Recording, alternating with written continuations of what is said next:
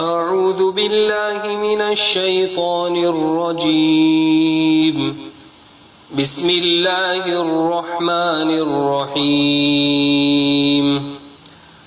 لا أقسم بهذا البلد وأنت حل بهذا البلد ووالد وما ولد لقد خلقنا الإنسان في كبد أيحسب أن لن يقدر عليه أحد يقول أهلكت مالا لبدا أيحسب أن لم يره أحد ألم نجعل له عينين ولسانا وشفتين وهديناه النجدين فلاقتحم العقبة وما أدراك ما العقبة فك رقبة أو إطعام في يوم ذي مسغبة يتيما ذا مقربة أو مسكينا ذا متربة ثم كان من الذين آمنوا وتواصوا بالصبر وتواصوا بالمرحمة أولئك أصحاب الميمنة والذين كفروا بآياتنا هم أصحاب المشأمة عليهم نار مؤصدة صدق الله العظيم.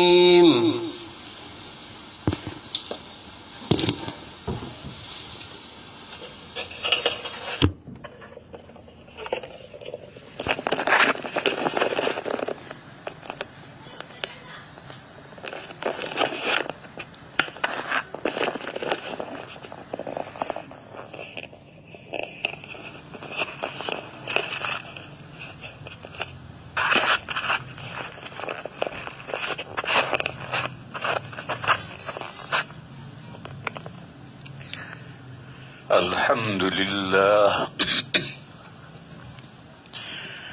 نحمده ونستعينه ونستغفره ونؤمن به ونتوكل عليه ونعوذ بالله من شرور أنفسنا ومن سيئات أعمالنا من يهده الله فلا مضل له ومن يضلله فلا هادي له ونشهد أن لا إله إلا الله وحده لا شريك له ونشهد أن سيدنا ومولانا وحبيبنا وشفيعنا محمدا عبده ورسوله أرسله إلى الناس كافة بشيرا ونذيرا وداعيا إلى الله بإذنه وسراجا منيرا صلى الله تعالى عليه وعلى آله وصحبه وبارك وسلم تسليما كثيرا كثيرا وبعد فأعوذ بالله من الشيطان الرجيم بسم الله الرحمن الرحيم الحمد لله رب العالمين الرحمن الرحيم مالك يوم الدين إياك نعبد وإياك نستعين اهدنا الصراط المستقيم صراط الذين أنعمت عليهم غير المغضوب عليهم ولا الضالين آمین۔ بزرگوں اور بھائیوں، سورہ فاتحہ کی تفسیر بیان کر رہا تھا۔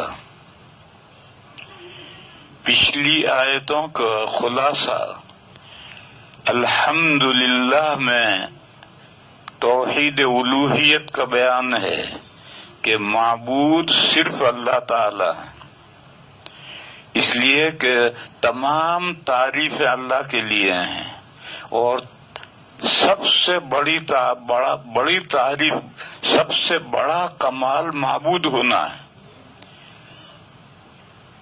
جیسے انسانوں میں لوگ سب سے بڑا کمال بڑا لیڈر ہونا، اس کو بڑا کمال سمجھتے ہیں، تو کائنات میں سب سے بڑا کمال معبود ہونا ہے۔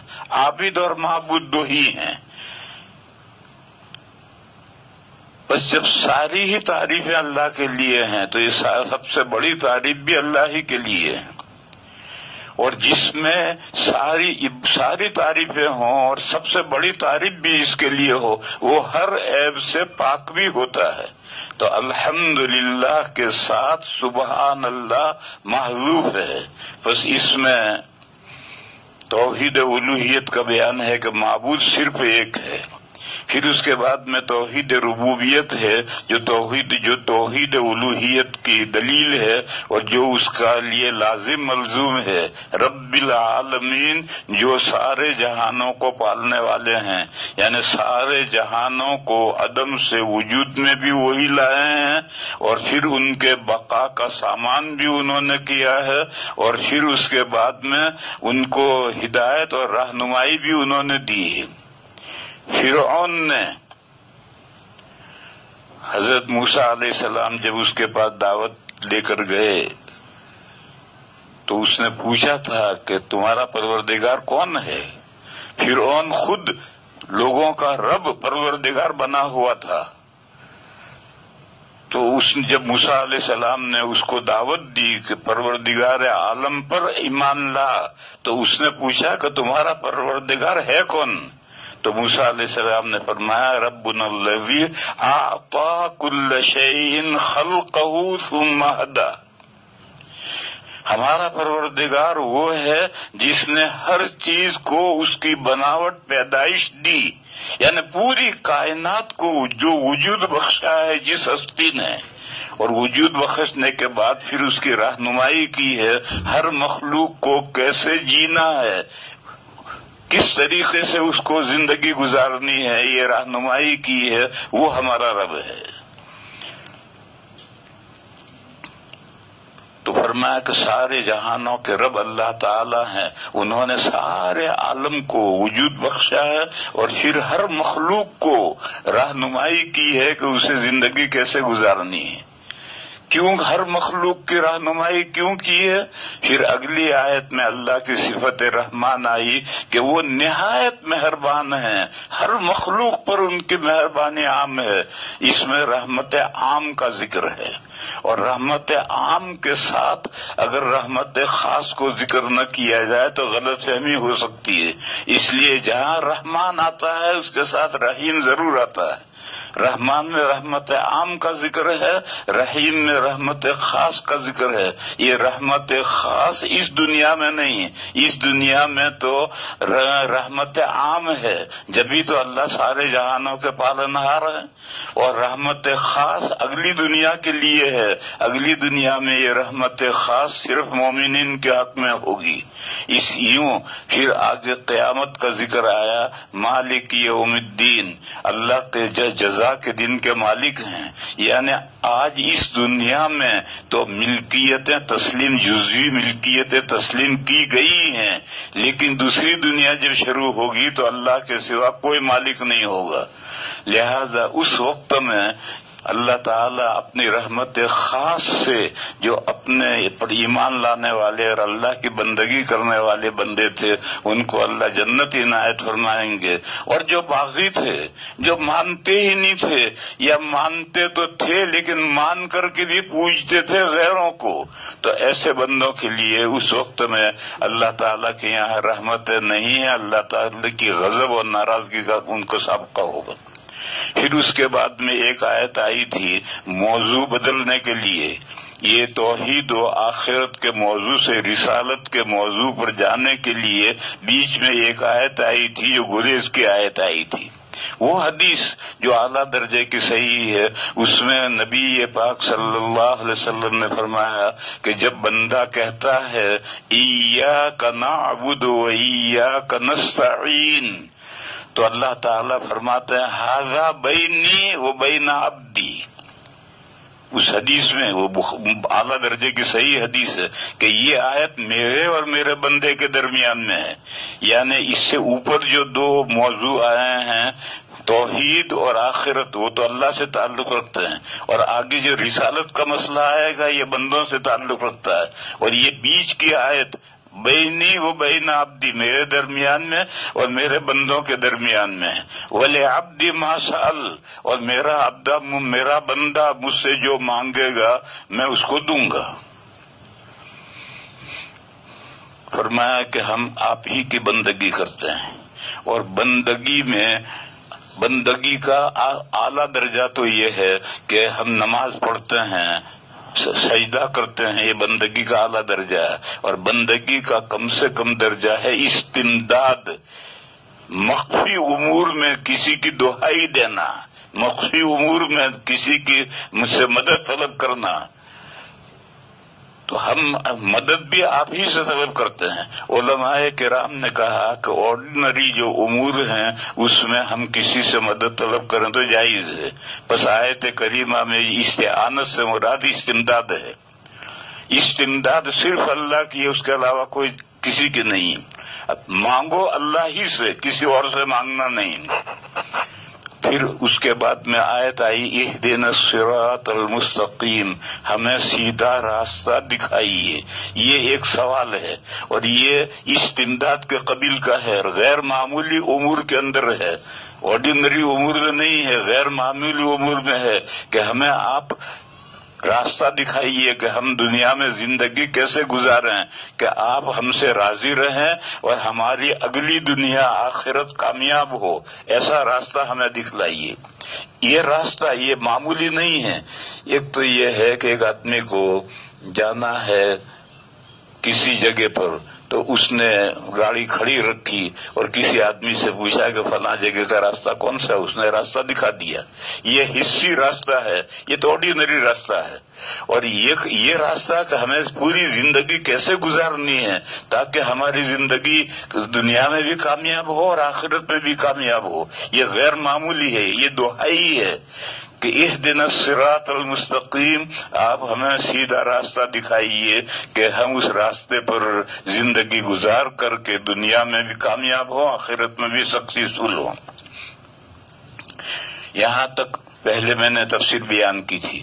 اب اس کے بعد آگے تین آیتیں ہیں، آگے تین آیتیں ہیں۔ اگر 2 آیتیں ہیں تو صراط الذین انعمت علیہم، ایک آیت غیر المغضوب علیہم ولا الضالین، 2 آیتیں ہیں، اور اگر ایک ہی آیت ہے تو پھر بیچ میں غیر پر وقف نہیں ہے بلکہ پوری ایک آیت ہے۔ اس میں بھائی میں اختلاف ہے کہ سورہ فاتحہ میں جو 7 آیتیں ہیں تو 7ویں آیت صراط الذین سے آخر تک ایک آیت ہے یا یہ 2 آیتیں ہیں؟ ہم امام ابو حنیفہ علیہ الرحمہ کے نزدیک یہ 2 آیتیں ہیں، اور وہاں صراط الذین انعمت علیہم پر ہمارے قرآن شریف میں ایک 5 کا ہندسہ بنا ہے۔ ایک تو گول دائرہ ہے، یہ گول دائرہ تو بالاتفاق آیت ہے اور یہ توقیفی آیتیں ہیں، اور یہ جو 5 کا عدد ہے یہ کوفی آیت ہے، یعنی کوفہ کے جو قرہ تھے وہ یہاں آیت کرتے تھے۔ تو امام ابو حنیفہ علیہ الرحمہ بھی کوفہ کے ہیں، اس لیے امام ابو حنیفہ علیہ الرحمہ کے یہاں آیت ہے یہاں، اور یہ 2 آیتیں ہیں۔ بس بسم اللہ الرحمن الرحیم یہ قرآن کی جو مستقل آیت ہے وہ صحابہ نے یہاں لکھی ہے، وہ سورہ فاتحہ کا جز نہیں۔ تو بہرحال میں آپ کو یہ سمجھا رہا تھا کہ قرآن میں جہاں جہاں بھی 5 کا ہنسہ آئے گا تو یہ سمجھ لو کہ کوفی آیت ہے، یہاں کوفہ کے قرہ آیت کرتے تھے۔ تو درخواست یہ ہے کہ اے اللہ ہمیں سیدھا راستہ دکھائیے۔ اب یہ سیدھا راستہ کوئی حصی تو ہے نہیں کہ یوں جا لیفٹ ہو جائیے، پھر ریڈ لائٹ آئے گی وہاں سے رائٹ ہو جائیے، یہ کوئی حصی راستہ تو ہے نہیں، لہذا اس کو دکھانا کس طرح دکھانا ہے۔ تو اس لیے اللہ تعالیٰ نے اس راستے کو مثبت اور منفی، پازیٹو اور نیگیٹو دونوں طرح سے اس راستے کو مشخص کیا کہ دیکھو سیدھا راستہ یہ ہے، مثبت پازیٹو مثبت طریقے سے فرمایا صراط الذین انعمت علیہم، یعنی ان بندوں کا راستہ جن بندوں پر آپ نے انعام فرمایا ہے، صراط الذین انعمت علیہم، جن بندوں پر آپ نے انعام فرمایا ہے ان کا راستہ دکھائیے۔ وہ بندے کون ہیں؟ سورہ نساء میں آیت ہے وَمَن يُطِعِ اللَّهَ وَالرَّسُولَ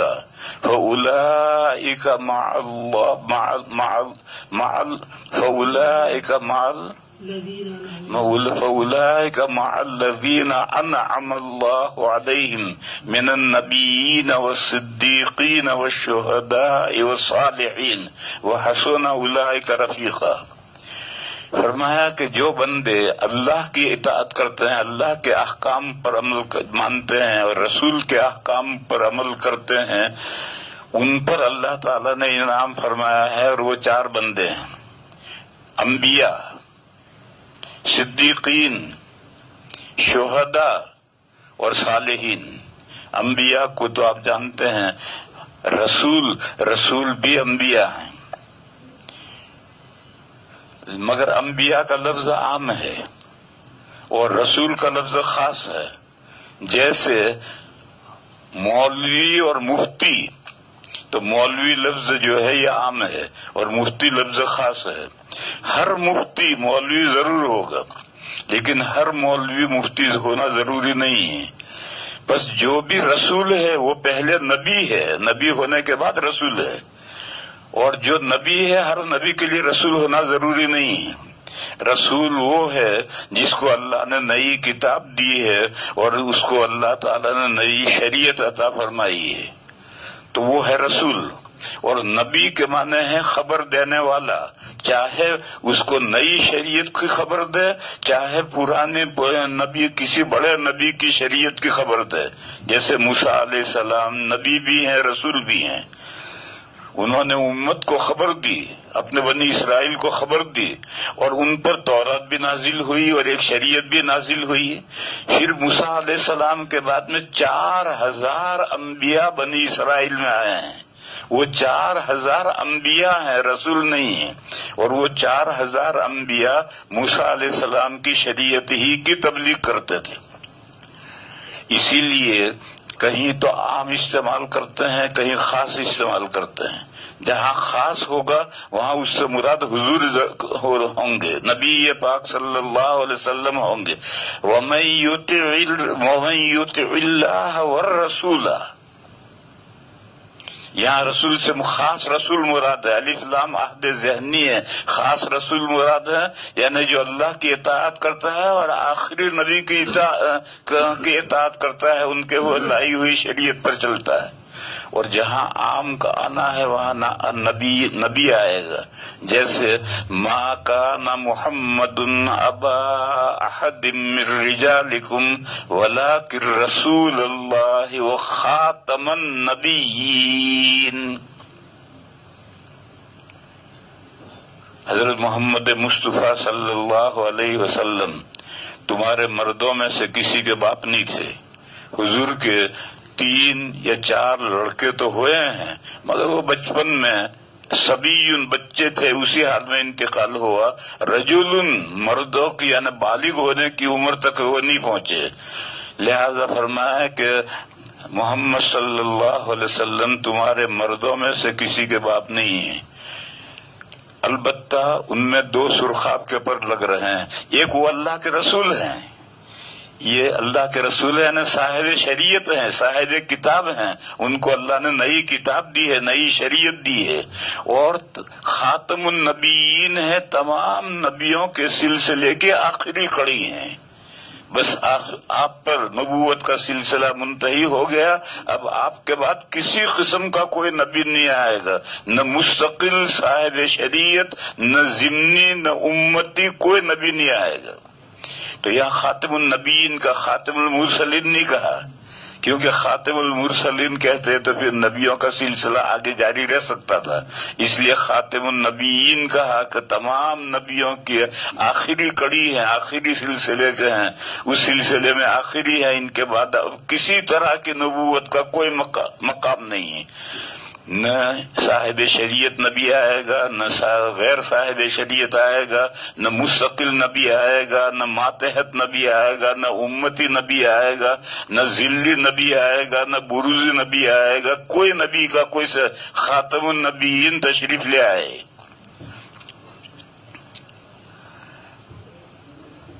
تو میں عرض یہ کر رہا تھا کہ اللہ کے 4 بندے ہیں انبیاء، اس میں رسول بھی آ گئے، صدیقین۔ صدیق کون ہے؟ صدیق کے لفظی معنی تو ہیں پھٹ سے مان لینے والا، بہت زیادہ تصدیق کرنے والا، بہت زیادہ تصدیق کرنے والا یعنی پھٹ سے مان لینے والا، ذرا تذبذب نہ ہو۔ جیسے مثال لو، ہمارا معدہ گلاب جامن کو کیسا قبول کر لیتا ہے، منہ میں رکھا اور فوراً اگر روکنا چاہو تو بھی رکے گا نہیں، ایک دم نکل لے گا، وہ معدہ کھینچتا ہے، معدہ ہوتا ہے۔ تو جیسا معدہ گلاب جامن کو ایک دم قبول کر لیتا ہے، ایسا حق بات کو فوراً قبول کر لے، وہ صدیق ہے۔ اس کی مثال، جب معراج سے نبی پاک صلی اللہ علیہ وسلم تشریف لائے تو مشرکین کے سامنے حضور نے سب سے پہلے مسجد حرام میں یہ بیان کیا کہ آج رات میں معراج میں گیا تھا اور یہ دیکھا میں نے۔ تو لوگوں کو تقریب کا ایک پوائنٹ ہاتھ آ گیا، انہوں نے تالیاں بجائی اور یہ کہا کہ لو اب تک تو بہکی بہکی باتیں دنیا کی کرتے تھے، اب آسمان کی بھی بہکی بہکی باتیں کرنے لگے، خوب مذاق اڑایا۔ ان مشرکین میں سے ایک مشرک جا رہا تھا اور راستے میں صدیق اکبر ملے، حضرت ابو بکر ملے، تو اس نے کہا ابو بکر تمہارے ساتھی پاگل ہو گئے۔ کیوں بھائی، کیا ہوا؟ کہنے لگے وہ یہ بیان کر رہے ہیں کہ رات میں معراج میں گیا تھا اور یہ دیکھا اور وہ دیکھا اور وہ دیکھا اور وہ یہ دیکھا۔ تو حضرت صدیق اکبر نے کہا کہ یہ باتیں وہ کہتے ہیں کہ جی میں ابھی سن کر آ رہا ہوں۔ تو ابو بکر صدیق نے فرمایا کہ اگر وہ یہ باتیں وہ کہتے ہیں تو سب سے پہلے تصدیق میں کرتا ہوں کہ وہ صحیح کہتے ہیں۔ تو ہر وہ شخص جس میں یہ صفت ہے کہ حق بات سامنے آئے فوراً قبول کر لے۔ میں اس کی ایک مثال دوں۔ پہلے میں نے یہ بتایا تھا کہ ایک بات چلائی ہے لوگوں نے کہ سوریا ستارہ جو 12 مئی کو طلوع ہوگا تو کوارنٹو ختم ہو جائے گا اور دنیا کی سب بیماریاں ختم ہو جائیں گی، سارے ڈاکٹروں کے ڈاکٹر سو جائیں گے، سارے حکیم اللہ کو پیارے ہو جائیں گے، سارے میڈیکل بند ہو جائیں گے، سارے دواخانے ختم ہو جائیں گے۔ یہ کسی نے چلایا ہے۔ ہمارے ایک بہت بڑے حضرت بنگلور میں تھے، انہوں نے بھی یہ بات فرمائی، ایک تحریر میں لکھی، تو میں نے ان کو سب سے پہلے یہاں میں نے جو تقریر کی تھی اس میں کہا تھا کہ یہ جس حدیث میں سے یہ بات سمجھی گئی ہے اس حدیث کا یہ مطلب نہیں ہے، اس حدیث کا مطلب تو یہ ہے۔ میری یہ بات ان حضرت کو پہنچی، انہوں نے فوراً اپنا بیان دیا کہ حدیث کا صحیح مطلب یہی ہے،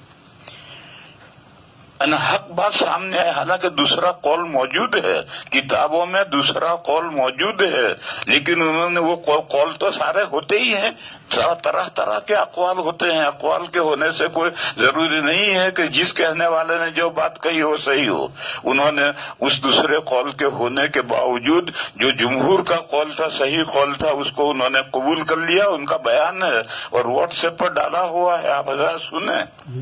یہ ان کے صدیق ہونے کی علامت ہے کہ سچ بات سامنے آئی تو فوراً انہوں نے قبول کر لی۔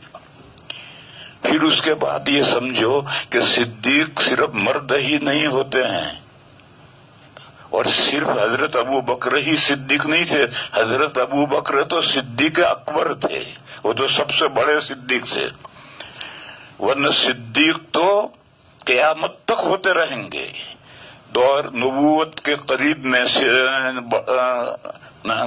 جو اعلیٰ درجے کے لوگ تھے وہ زیادہ ہوتے تھے، پھر جوں جوں قیامت کی طرف زمانہ جائے گا یوں اعلیٰ صلاحیت لوگ کم ہو جائیں گے۔ قرآن میں ہے کہ سابقین ثلۃ من الاولین وقلیل من الاخرین، سابقین یعنی اگاڑی والے، نمبر اول پہلی سب کے اندر جو لوگ ہیں وہ اگلوں میں تو بہت ہیں اور پچھلوں میں کم ہیں۔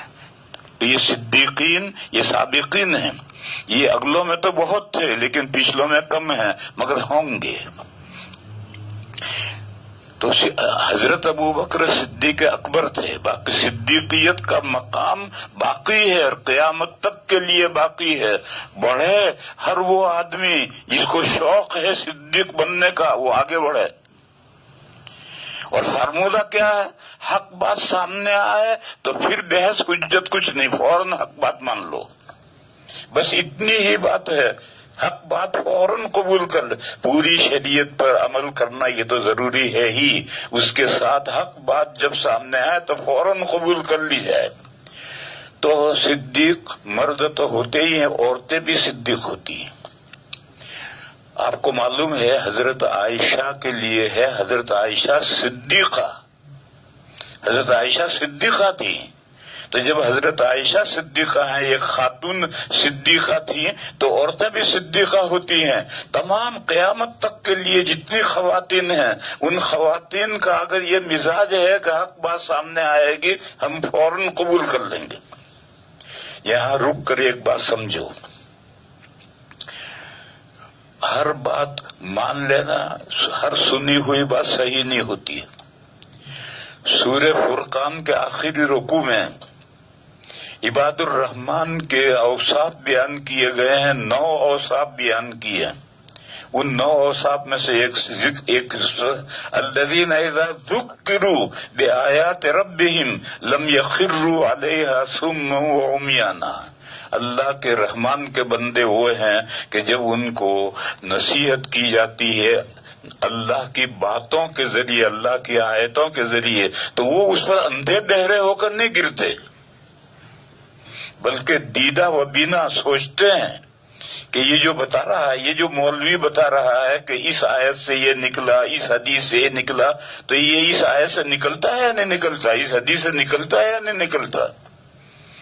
اس کی تحقیق کرنے کے بعد جب یقین ہو گیا کہ نہیں صحیح بات یہی ہے، تو پھر اس کے ماننے میں لعت و لعل نہیں ہونی چاہیے۔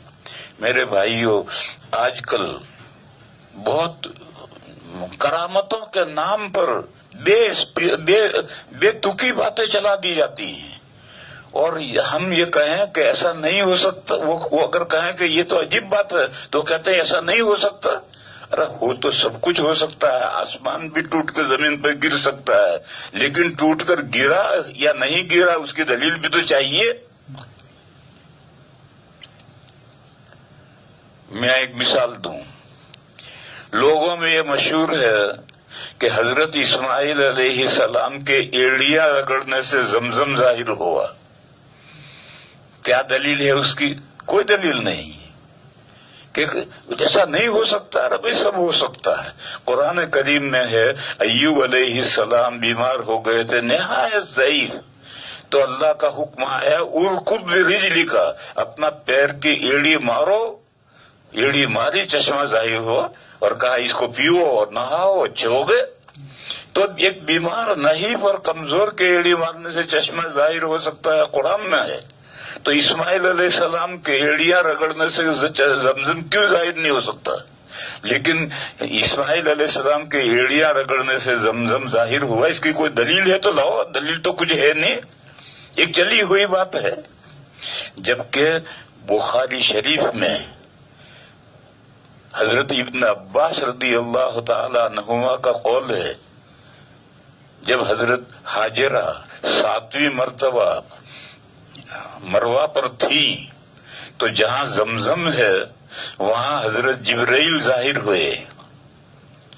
तो उन्होंने, हजरत हाजरा ने वहां मरवा पर 1 किलोमीटर का फासला है, वहां उन्होंने हजरत जिब्राइल ने कोई बात कही, वो बात सुनी और समझी नहीं। तो उन्होंने कहा कि अगर आपके पास कोई, आप इस आड़े वक्त में मेरी कोई मदद कर सकते हो तो मदद करें।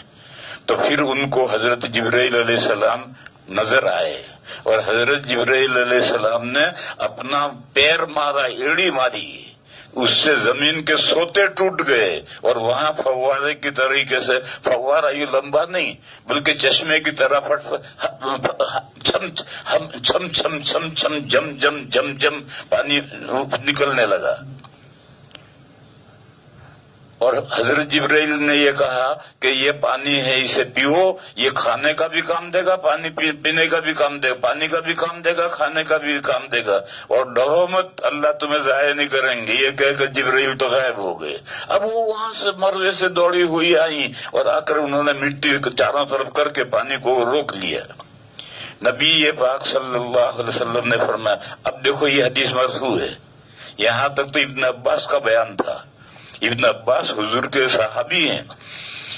हुजूर ने फरमाया कि अल्लाह इस्माइल की माँ पर रहम फरमाया, अगर वो इस तरह से मिट्टी की मेंढ बना करके, कूंडी बना करके पानी को रोक न लेती तो जमजम चश्मा बहता चश्मा होता। लेकिन उन्होंने रोक दिया तो बस वो उतने में जमजम का कुआं बनकर रह गया, आगे चश्मे के तौर पर नहीं बना। बहरहाल ये रिवायत बुखारी शरीफ में है कि हजरत जिब्राइल अलैहिस्सलाम ने वहां या तो अपना हाथ मारा, बाजू मारा, या पैर की एड़ी मारी, और वो इतनी जोर की लगी कि जमीन के अंदर जाकर जो सोत हैं वो सोत टूट गए और वहां से पानी निकलना शुरू हुआ। और आज तक इतना पानी निकल रहा है कि सारी दुनिया पीना चाहे तो पानी खत्म नहीं होगा। मैं ये कह रहा था कि अब ये बुखारी शरीफ में रिवायत है, अब इसको लेंगे, ये लोगों की चली हुई बात लेंगे। लोगों की चली हुई बात यह है कि इस्माइल अलैहिस्सलाम ने एड़ी रगड़ी तो चश्मा जाहिर हुआ, मगर इसकी दलील तो कोई नहीं है, ज़ईफ रिवायत भी नहीं है, बस एक चली हुई बात है। और ये रिवायत जो मैं कह रहा हूँ तो बुखारी शरीफ में है और हजरत इब्न अब्बास रज़ी अल्लाह ताला अन्हुमा का बयान है। इसलिए मेरे भाइयों और मेरी बहनों, ये समझो कि हक बात फौरन कबूल कर लेनी चाहिए, लेकिन दीन के नाम पर जो भी बात पहुंचे उसको फौरन मान लेना ये ठीक नहीं है। आजकल जो ये मीडिया, प्रिंटेड मीडिया है और व्हाट्सएप का जमाना है, इसमें तो इतनी बातें गलत चल रही हैं कि मैं खुदा की बना। एक बात चली हुई है कि 6ठी सदी के एक बुजुर्ग ने पेशिन गोई की थी कि इतने दिनों के बाद कयामत आएगी। वो जमाना भी गुजर गया और कयामत नहीं आई। फिर अभी अमेरिका में एक साहब एक चैनल चलाते हैं, उन्होंने कहा 50 साल में कयामत आएगी, और फिर उन्होंने कहा कि इमाम हरम ने कहा है कि 40 साल में, मैं तो 10 साल और तुम्हें जायद देता हूँ। ये बंदों के इख्तियार में हो गया।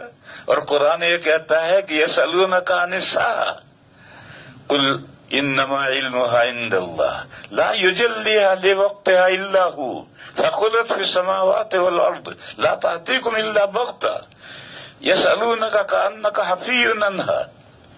تو قرآن تو یہ کہتا ہے کہ اللہ کے علاوہ کسی کو اس کا پتہ نہیں ہے، اور وہ امریکہ میں چیلنج چلانے والے کو پتہ چل گیا کہ 50 سال کے بعد قیامت آئے گی، اور حوالہ کیا ہے کہ امام حرم نے کہا ہے کہ 40 سال کے بعد قیامت آئے گی، حالانکہ امام حرم نے کچھ نہیں کہا، یہ بھی جھوٹ اس نے چلایا ہے۔ تو ایسی باتیں جو ان واٹس ایپ پر آتی ہیں، بولیں تو واٹس ایپ دیکھو ہی مت، اور دیکھو تو پھر ہر بات پر تحقیق کے بغیر یقین مت کرو، اور جب یقین ہو تحقیق ہو جائے کہ یہ بات قرآن سے ثابت ہے اور حدیث سے ثابت ہے، فقہ سے یہ بات واضح طور پر ثابت ہے، تو پھر بے تکلف فوراً مان لینے کا، اس میں پھر دیر نہیں کرنے کی۔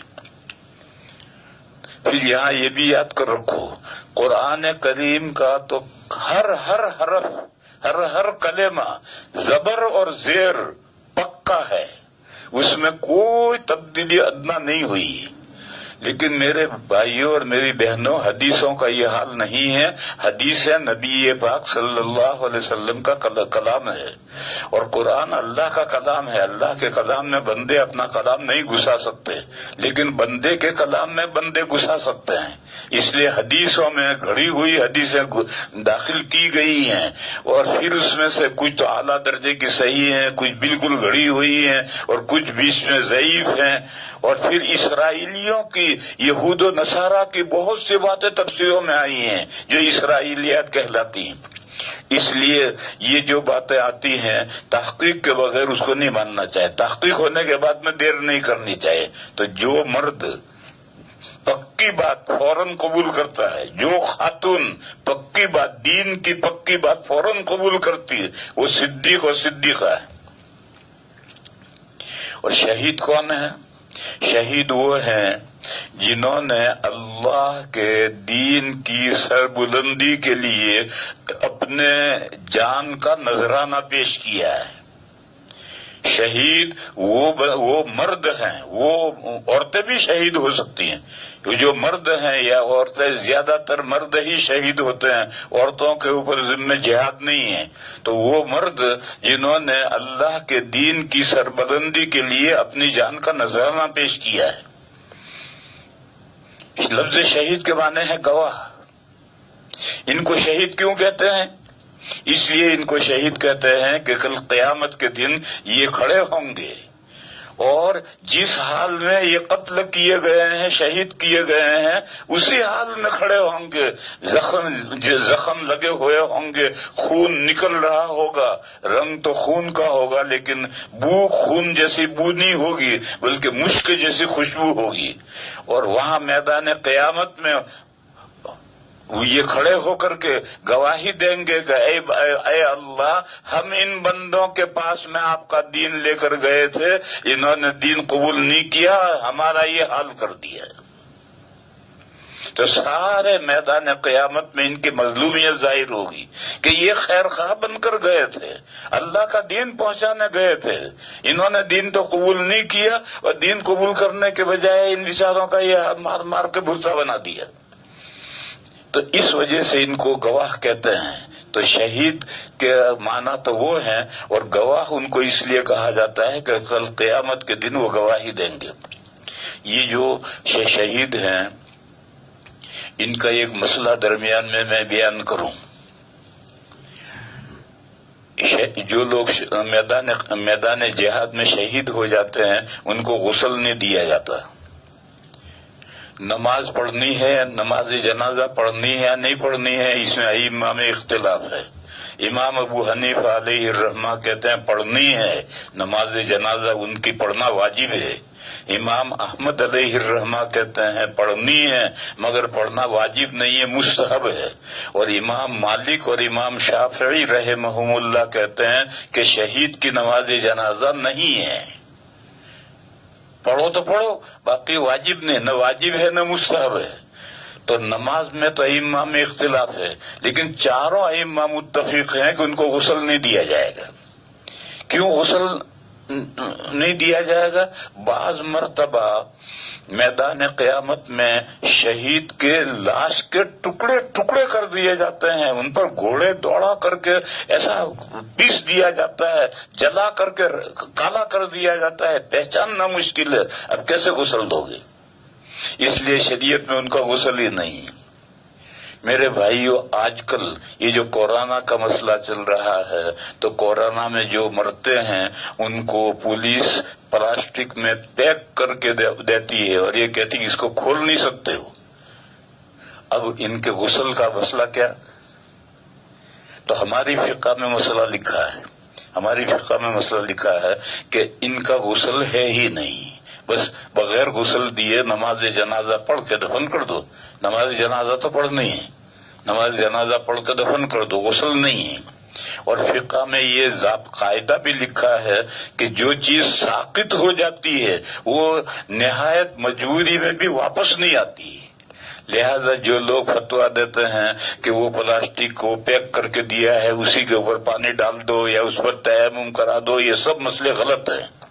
اس پر پانی ڈال دینا یا تیمم کرا دینا یہ سب مسئلے غلط ہیں، ان کا غسل رہا ہی نہیں، جیسے شہید کا غسل نہیں رہا، کیونکہ بعض مرتبہ اس حال میں ہو جاتا ہے کہ ہم اس کو نہلا ہی نہیں سکتے، تو اب یہ اسے پیک کر کے دے دیا ہے پولیس نے اور یہ کہا کہ کھول نہیں سکتے، اب کھولو گے تو جتنے کھولیں گے وہ سب بھی جیل میں جائیں گے، لہذا اب مجبوری میں اس کا جب غسل ساقط ہو گیا تو اب نہ تو اوپر پانی ڈالنا ہے نہ تیمم کرنا ہے، بس اسی حال میں نماز پڑھ کے دفن کر دینا ہے۔ یہ میں نے مسئلہ اس لیے بیان کیا کہ آج کل اس مسئلے کے تعلق سے مختلف فتوے آ رہے ہیں۔ ایک بامبے کے بھی کسی صاحب کا کوئی فتویٰ آیا ہے، حضرت مفتی تقی صاحب کا بھی کوئی فتویٰ آیا ہے، دارالعلوم دیوبند کا فتویٰ یہی ہے کہ ایسے جو پولیس لا کر دے تو اس کو نہلانا نہیں ہے، اس پر پانی بھی اوپر ڈالنا نہیں ہے، اس پر تیمم بھی نہیں کرانا ہے، اسی حال میں نماز پڑھ کر کے دفن کر دینا۔ اور یہ مسئلہ شہید کے مسئلے سے لیا گیا ہے، شہید کا غسل کیوں نہیں ہے؟ بعض مرتبہ غزوہ احد میں ایک صحابی شہید ہوئے اور کافروں نے ان کی لاش کو بری طریقے سے زخم پھاڑ دیا، اب ان پہچاننا بھی مشکل کہ یہ کون بندہ ہے، کس کی لاش ہے، تو ان کی بہن آئی اور اس بہن نے انگلیوں کے پورے دیکھ کر کے پہچانا کہ میرے بھائی ہیں۔ تو ایسا ہو جاتا ہے، شہید کا حال یہ ہو جاتا ہے، پر ایسی صورت میں غسل دینے کا حکم ساقط ہے۔ بس یہ جو پولیس کا کورونا میں مرتے ہیں پیک کر کے دیتے ہیں، اب اس کو کھول نہیں سکتے تو غسل کا حکم ساقط ہے، اب اوپر نہ پانی ڈالنا ہے نہ تیمم کرنا ہے، بس نماز پڑھو، نماز پڑھ کر کے دفن کر دو۔ یہ درمیان میں نے مسئلہ بیان کیا تھا، اصل مسئلہ تو میں بیان کر رہا تھا کہ شہید وہ ہے جو کل قیامت کے دن اسی حال میں، جس حال میں شہید ہوا ہے اسی حال میں قیامت کے دن آئے گا اور میدان قیامت میں گواہی دے گا کہ میں ان بندوں کے پاس میں اللہ کا دین لے کر گیا تھا، انہوں نے اللہ کا دین تو قبول نہیں کیا اور میرا مار کے مردہ بنا دیا۔ اور چوتھے بندے ہیں صالحین، نیک لوگ۔ نیک لوگ کس کو کہتے ہیں؟ نیک لوگ ایک اصطلاحی لفظ ہے، سبھی لوگ سمجھتے ہیں، پھر بھی اگر تھوڑی بہت تشریح کرنی ہے تو وہ یہ ہے کہ اللہ کی ہر شریعت میں دو قسم کے کام ہیں، کرنے کے اور بچنے کے۔ تو جتنے کام کرنے کے ضروری ہیں، جتنے فرائض ہیں اور جتنے واجبات ہیں، ان تمام کو مضبوطی سے عمل کرتا ہو، اور جو بچنے کے کام ہیں وہ دو ہیں، ایک حرام اور ایک مکروہ تحریمی۔ مکروہ تحریمی کے تعلق سے لوگ سمجھتے ہیں کہ بھائی تو مکروہ ہے، بھائی مکروہ نہیں ہے، مکروہ تحریمی ہے، یعنی گویا یہ بھی حرام ہے۔ تو جو حرام سے اور مکروہ تحریمی سے بچتے ہیں اور فرائض اور واجبات پابندی سے کرتے ہیں وہ نیک بندے۔ اور جو نوافل اعمال کرتے ہیں، سنت مؤکدہ پڑھتے ہیں، سنت غیر مؤکدہ پڑھتے ہیں، تہجد پڑھتے ہیں، اوابین پڑھتے ہیں، نفلیں پڑھتے ہیں، اور معمولی گناہوں سے بھی بچتے ہیں، بیڑی نہیں پیتے، گٹکا نہیں کھاتے، یہ تو صالحین نہیں، یہ تو بزرگ ہیں، یہ تو اللہ کے ولی ہیں، اللہ کے اولیاء ہیں۔ تو اولیاء اور ولی الگ ہیں، اور صالح بندے، نیک بندے تو ہم میں سے ہر آدمی نیک بندہ بن سکتا ہے، جو کرنے کے کام ہے فرائض اور واجبات اسے مضبوطی سے عمل کرو اور حرام اور مکروہ تحریمی سے بچو، تو تم نیک بندے بن گئے۔ تو اللہ پاک نے فرمایا کہ جو اللہ کا کہنا مانتا ہے اور اللہ کے رسول کا کہنا مانتا ہے یہ وہ بندے ہیں جن پر اللہ نے انعام فرمایا ہے. انبیاء ہوں، صدیقین ہوں، شہداء ہوں، صالحین ہوں، ان پر اللہ نے انعام فرمایا ہے. وَحَسُنَ أُولَئِكَ رَفِيقًا، قیامت کے دن جو ان کی رفاقت اگر مل جائے تو واہ اس سے بہتر کوئی رفاقت نہیں ہے. وَحَسُنَ أُولَئِكَ رَفِيقًا. تو فرمایا کہ صراط الذین انعمت علیہم، اے اللہ ہمیں سیدھا راستہ دکھا، ان بندوں کا راستہ دکھا جن بندوں پر آپ نے انعام فرمایا ہے. قرآن کریم میں ایسے 5 بندوں کا ذکر آیا ہے جن پر اللہ تعالیٰ نے انعام کیا ہے. پھر شہداء اور صالحین اور تو بہت کا ذکر آیا ہے، لیکن 5 انبیاء کا ذکر آیا ہے، وہ انبیاء خمسہ کہلاتے ہیں. نوح علیہ السلام، ابراہیم علیہ السلام، موسیٰ علیہ السلام، عیسیٰ علیہ السلام اور شعیب علیہ السلام. یہ انبیاء خمسہ کہلاتے ہیں. ان انبیاء خمسہ کے اور ان کی قوموں کے قصے بار بار قرآن میں ذکر کیے ہیں کہ دیکھو ان نبیوں کی زندگیاں یہ ہیں، انہوں نے لوگوں کو کیا تعلیمات دی ہیں اور لوگوں نے ان کی کیوں مخالفت کی ہے. دیکھو اس میں آدم علیہ السلام کا ذکر نہیں. آدم علیہ السلام تو سب کے ابا ہیں، اور اس میں ہمارے آقا ان کا بھی ذکر نہیں ہے. انبیاء خمسہ بیچ میں ہیں، آدم علیہ السلام تو اوپر گئے، اور ہمارے حضور کی امت کو تو یہ سارے واقعات سناتے ہیں. بس اگر ہمارے حضور کے حالات بیان کریں گے تو کیسے ہوں گے. میں اس کی مثال دوں. تورات کے بارے میں یہودی یہ کہتے ہیں کہ اللہ کی کتاب ہے، اس میں کوئی تبدیلی نہیں ہے. حالانکہ تورات میں موسیٰ علیہ السلام کی قبر کا ذکر ہے کہ موسیٰ علیہ السلام کی قبر فلاں جگہ ہے.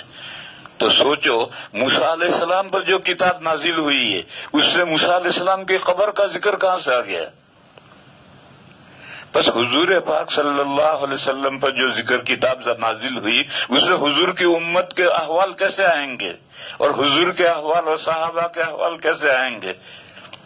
اس لیے میں نے کہا کہ آدم علیہ السلام کا تذکرہ بھی نہیں ہے اور حضور کا بھی نہیں. بیچ میں 5 انبیاء ہیں، نوح علیہ السلام، ہود علیہ السلام، صالح علیہ السلام، ابراہیم علیہ السلام اور شعیب علیہ السلام. ان 5 انبیاء کو ان کی امتیں کافر اور مشرک امت تھی، ان کے ساتھ ان کے بڑے لمبے جھگڑے رہے ہیں، اور ان جھگڑوں میں وہ بعض تو امتیں ہلاک کر دی گئی ہیں. نوح علیہ السلام کی امت کے بڑے تفصیلی واقعات آئے ہیں، ابراہیم علیہ السلام کی امت کے بھی بڑے تفصیلی واقعات ہیں، ہود علیہ السلام، صالح علیہ السلام کے بھی، شعیب علیہ السلام کے بھی. یہ انبیاء خمسہ کہلاتے ہیں، 5 انبیاء. نوح علیہ السلام، ابراہیم علیہ السلام، ابراہیم علیہ السلام سے پہلے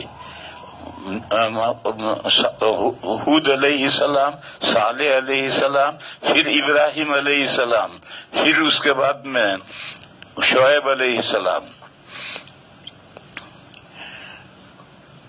اور حضرت موسیٰ علیہ السلام اور ان کی قوم کے احوال تو بہت تفصیل سے سنائے گئے ہیں. وہ سارے احوال اس امت کو سنائے گئے ہیں. چمار، موچی، جب جوتا سیتا کاٹتا ہے تو پہلے یا درزی جب کوئی موٹا کاٹتا ہے تو ایک آستین کاٹ بالکل نہیں، پیمائش کر کے کاٹ کر پھر کپڑا رکھ کر کے دوسری آستین اسی طرح کاٹ ڈالتا ہے. اسی طرح سے موچی ایک جوتا کی تلی کاٹ کر پھر رکھ کر دوسری تلی اسی طرح کاٹ ڈالتا ہے. تو اس امت کو سارے احوال بنی اسرائیل کے سنائے گئے ہیں. اور حدیث شریف میں فرمایا گیا کہ لَتَتَّبِعُنَّ سَنَنَ مَنْ قَبْلَكُمْ حَذْوَ النَّعْلِ بِالنَّعْلِ، تم پہلوں کی چال پر چلو گے تو ہو بہو جیسا چپل کے برابر ہوتا ہے اس طرح سے چلو گے. اور قرآن کریم میں سورہ جمعہ میں ایک آیت آئی ہے، مثل الذین حملوا التوراة ثم لم يحملوها كمثل الحمار يحمل اسفارا.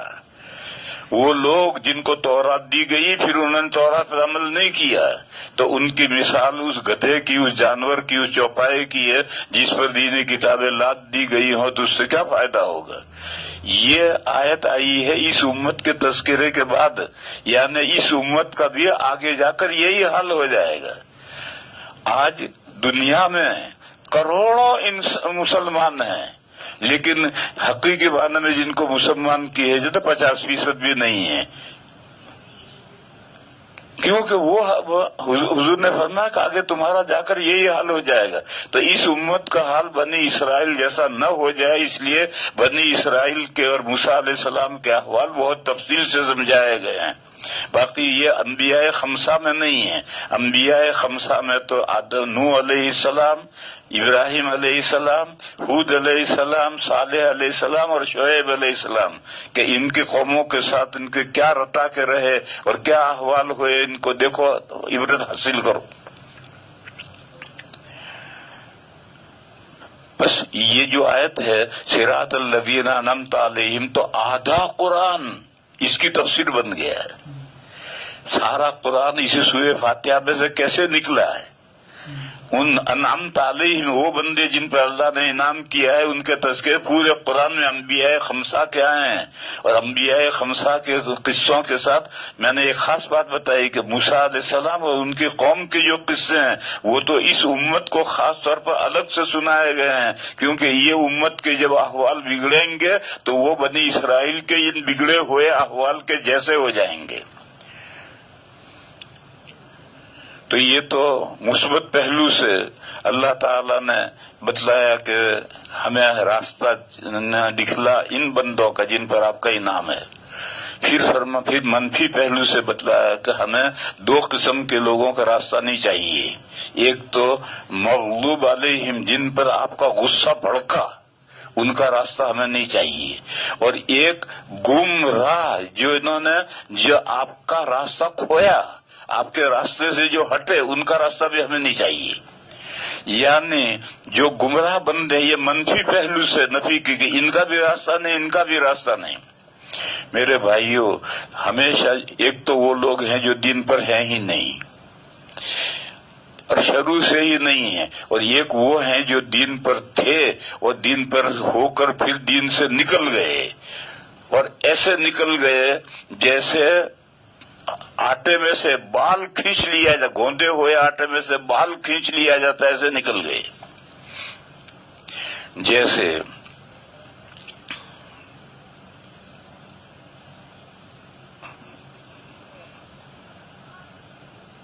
یہود،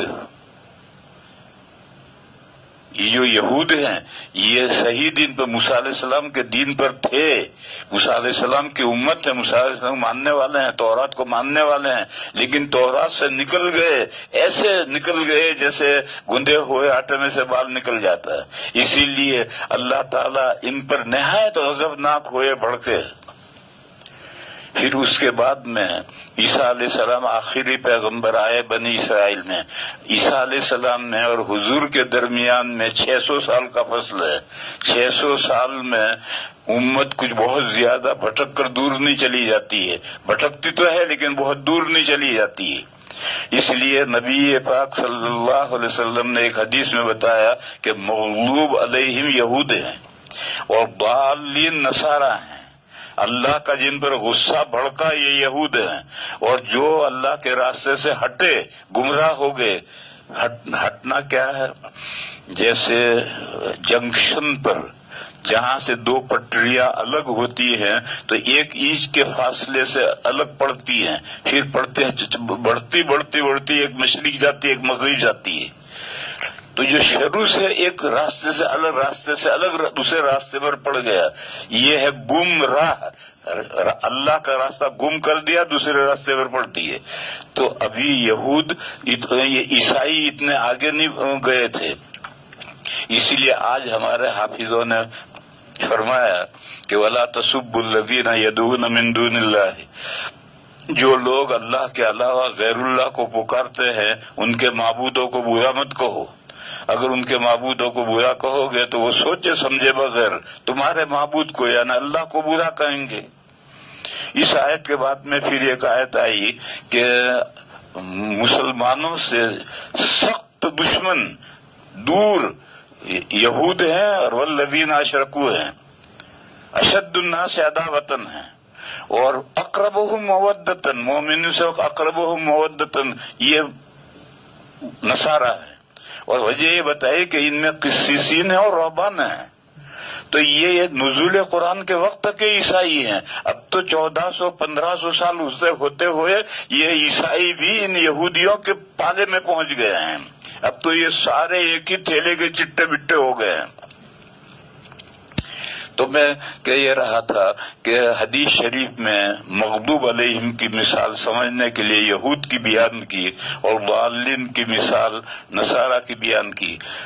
اس امت میں اس وقت مثال نہیں تھی، اس لیے کہ اس امت کا جو پہلا طبقہ تھا صحابہ کا، وہ دودھ میں دھلا تھا، وہ ایسے گیہوں کی بوری تھی جس میں ایک کنکر نہیں تھا، بس اس امت میں سے کہاں سے مثال لائیں گے؟ اسی لیے سورہ جمعہ میں آگے جو احوال بگڑیں گے تو اس کی مثال دینے کے لیے یہود کی مثال آئی کہ مثل الذین حملوا التوراۃ ثم لم یحملوها، یہ مسلمانوں کی مثال دینے کے لیے یہود کی مثال دی۔ تو لیکن جب زمانہ آگے بڑھا اور 3 قرن گزر گئے، صحابہ کا، تابعین کا اور تبع تابعین کا قرن گزر گیا، اور اس سے زمانہ آگے بڑھا تو پھر یہ گمراہ فرقے مسلمانوں میں بھی پیدا ہوئے۔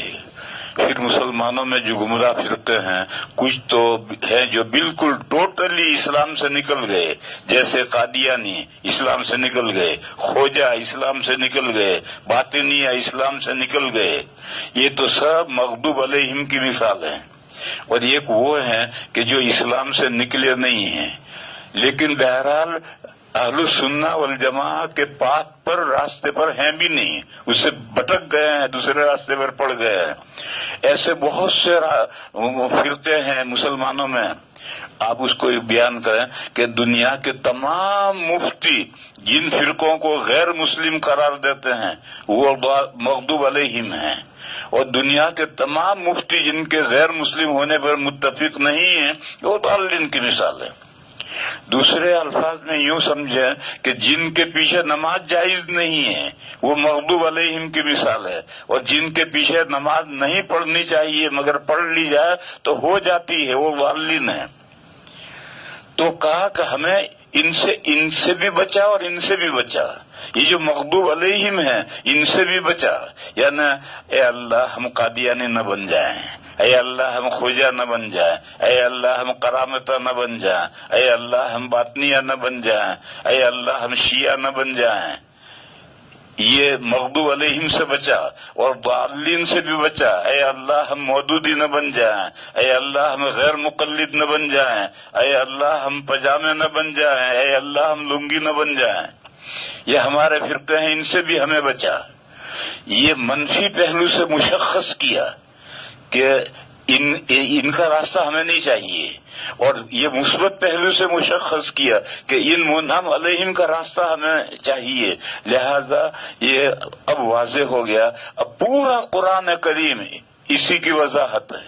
پورا قرآن کریم جو ہے یا تو مغضوب علیہم کے احوال ہوں گے، یا ضالین کے احوال ہوں گے، یا منعم علیہم کے احوال ہوں گے، اور پھر اس کے ساتھ باقی جو احکام صراط مستقیم یعنی زندگی کیسے گزارنی ہے اس دنیا کے اندر، اس کے احوال بھی سب آئیں گے۔ یہ سورہ فاتحہ میں یہ اتنے مضامین ہیں۔ اب یہ مسئلہ سب رسالت کا ہے، یہ رہنمائی کون کرے گا، سیدھا راستہ کون دکھائے گا، اللہ کا رسول دکھلائے گا، بس یہ رسالت کا مسئلہ ہے۔ اور یہی یہی دین اسلام کے 3 بنیادی مسئلے ہیں۔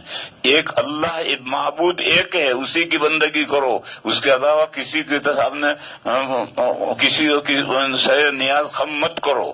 تیسرا قیامت کی تیاری کرو، اس دن رحمت خاص ہوگی، اس رحمت خاص کو حاصل کرنے کے لیے کوشش یہاں سے کر کے جانا ہے۔ اور تیسرا یہ ہے کہ اللہ نے اس دنیا کے اندر اس صحیح پاک پر صحیح راہ پر چلنا ہے تاکہ ہم دوسری دنیا میں جا کر کامیاب ہوں، لہذا قرآن کریم کو پڑھو، اور آگے سورہ بقرہ سے قرآن کریم کا تذکرہ شروع ہوگا۔ یہ دلیل رسالت ہے۔ رسول تو ہمارے نبی صلی اللہ علیہ وسلم ہیں، ہمارے نبی صلی اللہ علیہ وسلم کے لیے دلیل کیا ہے کہ آپ نبی ہیں؟ ان کی دلیل یہ ہے کہ انہوں نے یہ قرآن پیش کیا ہے، لہذا یہ قرآن دلیل رسالت سے اگلی صورت شروع ہوگی۔ وآخر دعوانا ان الحمد للہ رب العالمین۔ اس کے بعد سوالات ہیں، 9 سوال آئے ہیں، لہذا اس وقفے میں یہ سوال بھی مختصر طریقے پر جلدی تھوڑے سوالات کے جواب دوں گا۔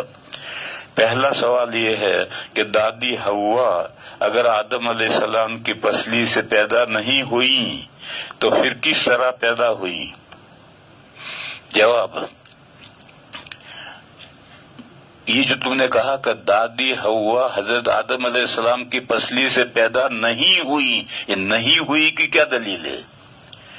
جتنی روایتیں اس سلسلے میں وہ سب اسرائیلیات ہیں، اور تفسیروں میں یہ سب اسرائیلیات آئے ہیں، اور اسرائیلیات میں بائبل میں آج بھی یہ مضمون ہے، اور ایک بائبل فوٹو والی ہے، اس فوٹو والی بائبل میں تو پورے صفحے میں فوٹو ہے، ایک باغ ہے، اس درخت کے نیچے ایک مرد سویا ہے، اللہ تعالیٰ کبوتر بن کر کے پنجے میں چھری لے کر آئے اور اس مرد کے پہلو میں سے تھوڑا سا گوشت لے گئے اور حضرت حوا کو بنا کر بھیج دیا۔ ابھی وہ سوئے ہیں، ان کے ابھی بیدار نہیں، اس سے پہلے وہ آ کر وہاں بیٹھ گئی۔ یہ سارا مضمون بائبل میں ہے، آج بھی بائبل چھپے ہوئے ہیں، ہر زبان میں چھپے ہوئے ہیں، دیکھو یہ سب روایتیں تفسیروں میں آئی ہیں۔ میں نے کہا تھا کہ صحیح حدیثوں میں بخاری میں صرف ایک حدیث ہے، اور اس حدیث کا بھی حافظ ابن حجر علیہ الرحمہ نے یہ مطلب بیان کیا۔ اب دوسرا سوال یہ ہے کہ پھر وہ کیسے، حضرت دادی حوا کیسے پیدا ہوئی؟ تو اسے سنو۔ حضرت شاہ ولی اللہ صاحب علیہ الرحمہ نے حجت اللہ میں یہ مضمون لکھا ہے کہ اس وقت مخلوقات 3 طرح پیدا ہو رہی، بے شمار مخلوقات ہیں جو مٹی سے ڈائریکٹ پیدا ہوتی ہیں، جیسے کیڑے مکوڑے، پھل لٹک رہا ہے اس میں کیڑے پڑ گئے، ہمارے پیٹ میں کیڑے پڑ گئے، وقت آیا برسات ہوئی تو جنگل میں کیڑے ہی کیڑے پیدا ہو گئے۔ یہ کہاں سے پیدا ہوئے؟ یہ ڈائریکٹ مٹی سے پیدا ہوئے۔ بارش ہوتی ہے، تم نالی میں دیکھتے رہو، تمہیں کچھ نظر نہیں آئے گا، اور مینڈک پیدا ہو کر کود کر کے پھٹک دے کے چلا جائے گا اور ٹر ٹر کرنے لگے گا۔ تو بے شمار مخلوقات ہیں جو ڈائریکٹ مٹی سے پیدا ہوتی ہیں، پھر ان میں توالد و تناسل نہیں ہوتا ہے، جب تک ان کی زندگی ہے وہ زندہ رہ کر کے پھر مر جاتی ہیں، تو یہ ان کی قیامت آ گئی۔ مجھے یاد ہے برسات میں جنگل میں ایک کیڑا پیدا ہوتا، مخمل جیسا سرخ، راتڑیا ہم کہتے تھے، تو ایک خاص مہینہ آیا کہ بس جنگل سارا راتڑیوں سے بھر جاتا تھا، اور 15 دن کے بعد میں سب ختم، کہاں گئے اللہ جانے کہاں گئے۔ تو ایک تو مخلوقات آج بھی بے شمار مخلوقات ڈائریکٹ مٹی سے پیدا ہو رہی، دوسری وہ مخلوقات ہے کہ جو مٹی سے بھی پیدا ہوتی ہے اور پھر ان میں توالد و تناسل بھی ہوتا ہے، جیسے مچھلی، ایک تالاب ہو، چاروں طرف سے کوئی پانی کے آنے کا راستہ نہ ہو، اور تالاب کے اندر 5-10 سال ہوتے ہوتے اس تالاب میں مچھلیاں خود بخود پیدا ہو جائیں گی، پھر ان مچھلیوں کے اندر توالد و تناسل بھی ہوتا ہے، مچھلی انڈا بھی دیتی ہیں، انڈوں میں سے بچے بھی نکلتے ہیں۔ اور تیسرے بڑی مخلوقات ہیں، گھوڑا، اونٹ، مرغی، یہ وہ انسان، جنات وغیرہ وغیرہ، یہ جو بڑی مخلوقات ہیں ان کے پہلے 2 فرد ڈائریکٹ مٹی سے بنائے گئے، پھر اس کے بعد میں ان میں توالد و تناسل شروع ہوا. اب توالد و تناسل ہو رہا ہے، اب دوبارہ مٹی سے نہیں بنتے. اور وہ جو رسل صاحب کہتے ہیں کہ انسان بندر سے ترقی کر کے انسان بن گیا، وہ بنا ہوگا، وہ بندر سے بنا ہوگا، ہم تو نہیں بنے. بندر کے اندر بھی جو پہلے دو فرد ہیں وہ مٹی سے بنے ہیں، اور انسانوں میں جو پہلے دو فرد ہیں دادا دادی وہ بھی مٹی سے بنے ہیں. دلیل حوالہ روح المعانی ایک بڑی معتبر تفسیر ہے. اس کی سورہ نساء کھولو، سورہ نساء کی پہلی آیت ہے یا ایھا الناس اتقوا ربکم الذی خلقکم من نفس واحدہ وخلق منها زوجہا وبث منہما رجالا کثیرا ونساء. اس کی تفسیر حوض میں وہی مشہور تفسیر کی ہے کہ دادا مٹی سے، اللہ نے ان کو زمین کی مٹی سے پیدا کیا، پھر ان کی پسلی سے دادی کو پیدا کیا. وہ جو اسرائیلی مضمون جو تفسیروں میں آیا وہی کیا ہے. وہیں حاشیے میں حضرت جابر رضی اللہ تعالی عنہ کے ایک شاگرد ہیں محمد باقر رحمت اللہ علیہ، تابعی ہیں، ان کا قول لکھا ہے، اور لکھا ہے کہ خلقت حواء من بقیت طینۃ آدم. پھر 12 لکھ کر لکھا ہے منہ، یعنی یہ حاشیہ کسی نے نہیں بڑھایا بلکہ تفسیر والے نے ہی یہ حاشیہ لکھا ہے کہ حضرت دادا آدم کو پیدا کرنے کے لیے جو حکم ہوا تھا اور فرشتوں نے جو مٹی تیار کی تھی اس مٹی میں سے دادا کا پتلا بنا دیا، تو باقی جو بچی ہوئی مٹی تھی اس مٹی سے دادی حوا کو بنایا گیا. یہ روح المعانی کے سورہ نساء کے پہلی آیت کی تفسیر کے حاشیے میں ہے. اور حضرت امام باقر یہ حضرت جابر کے شاگرد ہیں، ان کا قول لکھا ہے کہ خلقت حواء من بقیت طینۃ آدم. یہ دوسرا قول ہے. پھر مسئلے دو ہیں. ایک مسئلہ تو یہ ہے کہ ہر عورت مرد کی پسلی سے بنی ہے، یہ تو بداہتاً غلط ہے. ہر عورت کسی نہ کسی مرد کی پسلی سے بنی، یہ تو غلط ہے.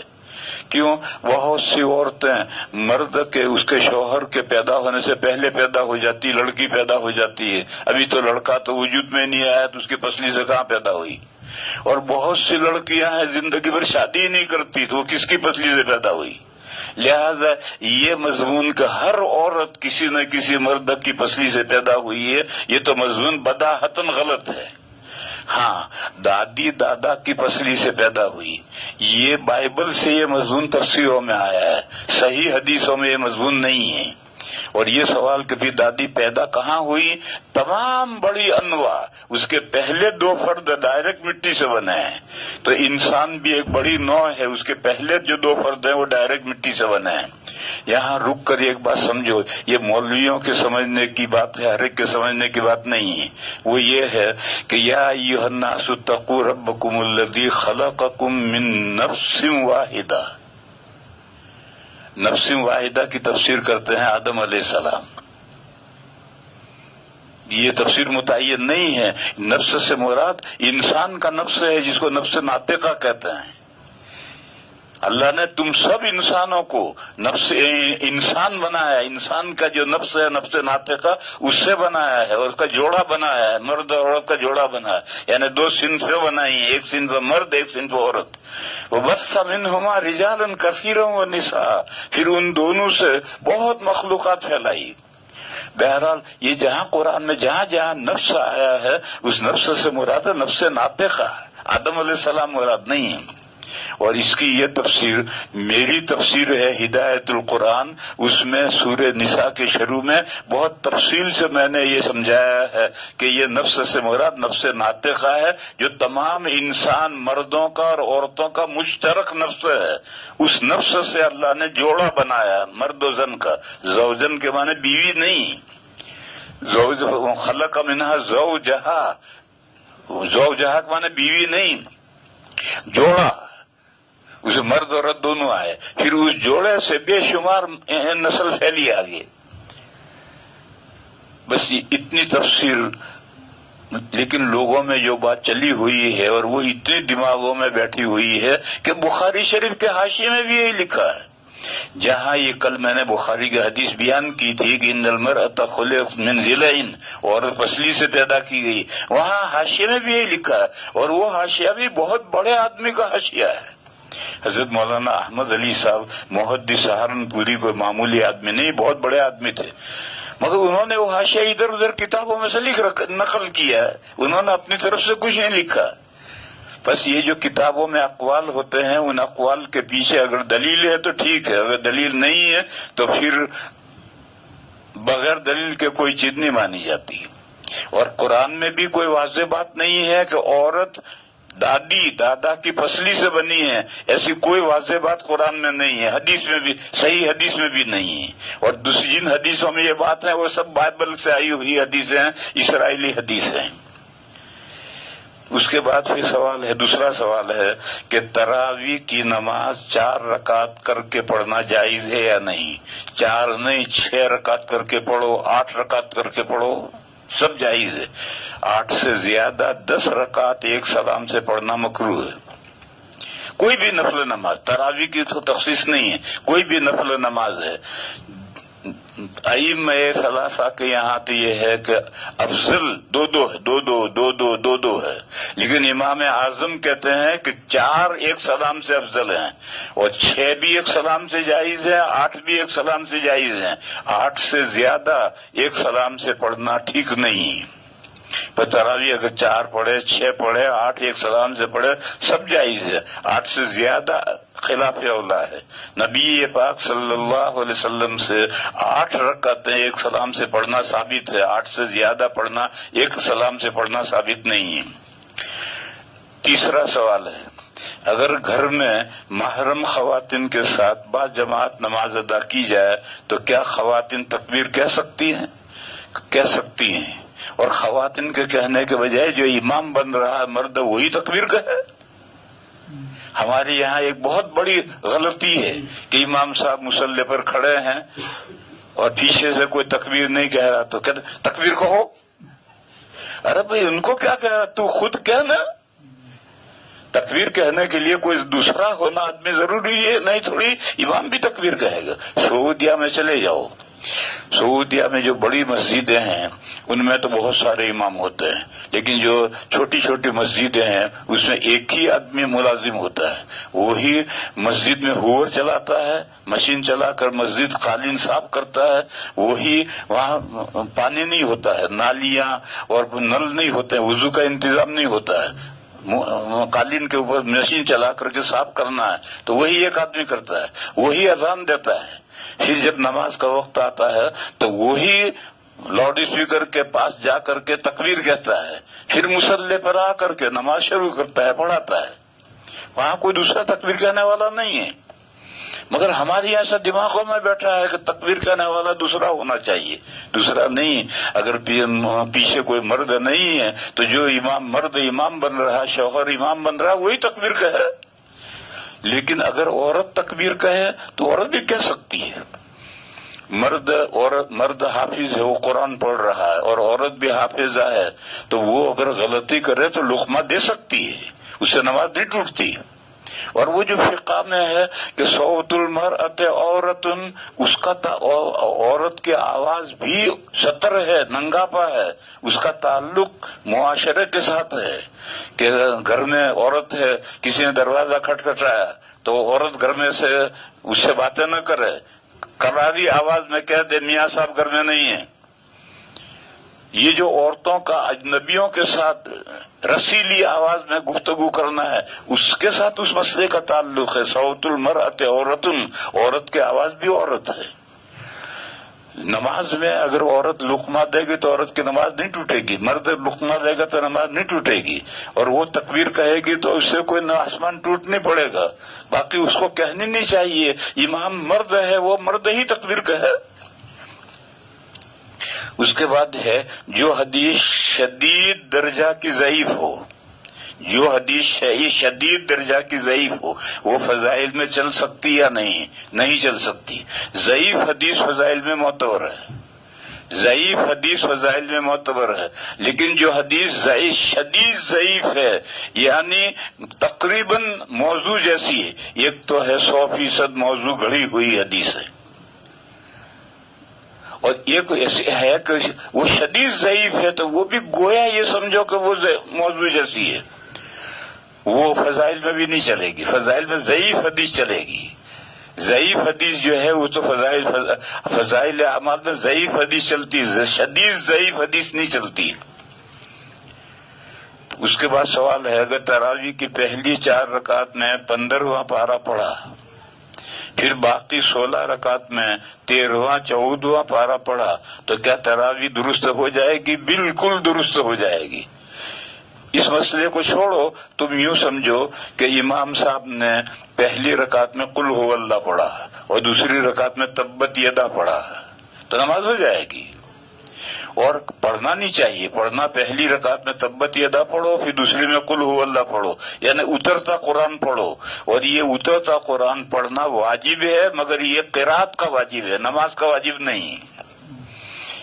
لہذا اگر کوئی سرا پڑھے تو نماز ہو جائے گی، نماز کا کوئی واجب فوت نہیں ہوا۔ سبب اور مسبب کسے کہتے ہیں؟ سبب کے معنی ہے ذریعہ، جیسے کنواں ہے، کنویں میں پانی تک پہنچنے کا ذریعہ رسی اور ڈول ہے، اس کے ذریعے سے ہم پہنچتے ہیں، تو یہ رسی اور ڈول سبب ہے اور پانی مسبب ہے۔ اسی طرح سے ہم کھانا کھاتے ہیں، روٹی سالن کھاتے ہیں، پانی پیتے ہیں تو شکم سیر ہوتے ہیں، تو یہ پیٹ بھر گیا، سیر ہو گئے، یہ سیر ہونا مسبب ہے، اور اس کا سبب ہے روٹی سالن اور پانی، یہ اس کا سبب ہے۔ قرآن کریم میں آگے جا کر کے آئے گا، فرعون نے اپنے حامان سے کہا کہ تو یہ پجاوا پکا اور پکی اینٹیں پکا کر کے ایک اونچا محل بنا، میں اس محل پر چڑھ کر کے آسمان کی راہوں سے پار لوں گا،